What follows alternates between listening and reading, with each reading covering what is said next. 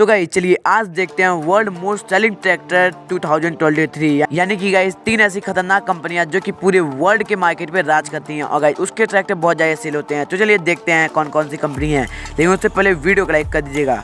भाई नंबर 1 पे आती है गाइस मैसी कंपनी, यानी कि मैसी फर्गुसन। गाइस ये ट्रैक्टर 1,80,000 यूनिट सेल्स कर चुका है अपने 2023 शेड्यूल में। और सेकंड नंबर पे आता है guys John Deere. John Deere बहुत ही शानदार ट्रैक्टर बनाती है, इसके ट्रैक्टर 2,61,000 ट्रैक्टर सेल हुए हैं। और लास्ट में आते गाइस इंडिया की कंपनी यानी कि महिंद्रा एंड महिंद्रा। गाइस ये 4 लाख प्लस ट्रैक्टर सेल कर चुकी है 2023।